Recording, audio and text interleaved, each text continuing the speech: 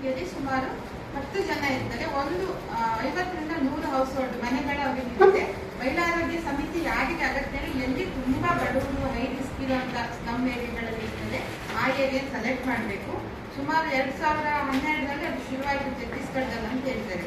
ಈಗ ನಮ್ಮ ರಾಜ್ಯದಲ್ಲಿ 3575 ಮಹಿಳಾ ಆರೋಗ್ಯ ಸಮಿತಿ ಇದೆ ಕೆಲವೊಂದು ಪ್ರದೇಶಗಳಲ್ಲಿ ಅಂತ ಹೇಳ್ತಾರೆ.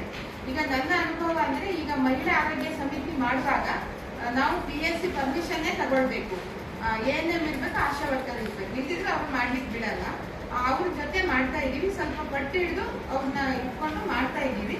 ಇನ್ನೊಂದು, ಆಮೇಲೆ ಮಹಿಳಾ ಆರೋಗ್ಯ ಸಮಿತಿ ಮಾಡುವಾಗ ಕೆಲವು ಡಾಕ್ಟರ್ ಬರ್ತಾರೆ, ಕೆಲವರು ಬೇರೆ ಬೇರೆ ಜನ ಇರ್ತಾರೆ, ಅಲ್ಲಿ ಪೀಡಿಯಾಟ್ರಿಷಿಯನ್ ಇರ್ಬೋದು, ಮೆಂಟಲ್ ಹೆಲ್ತ್ ಬಗ್ಗೆ ಇರ್ಬೋದು, ಅದು ಮಾಡ್ತೀವಿ.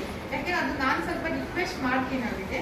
ಮತ್ತೆ ನಮ್ಮ ಲೆವೆಲ್ ಈಗ ನಾನು ಮಾಡುವಂತ ಒಂದು 6 ವಾರ್ಡಲ್ಲಿ ಒಂದು 30 ಸೆಂಟಿಮೆಂಟ್ ಅಲ್ಲಿ ಒಂದು ಆಕ್ಷನ್ ಕಮಿಟಿ ಅಂತ ಮಾಡಿದ್ದೀನಿ ನಾನು.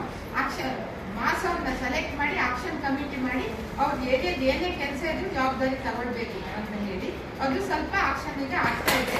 ಆಕ್ಷನ್ ಕಮಿಟಿ ಮಾಡುವಾಗ PSC ಮೆಡಿಕಲ್ ಆಫೀಸರ್ ಒಂಥರ ಶಾಕ್ ಆದಂಗೆ, ಯಾಕೆ ಏನ್ ಮಾಡ್ಬೇಕು ನೀವು ಅಂತ.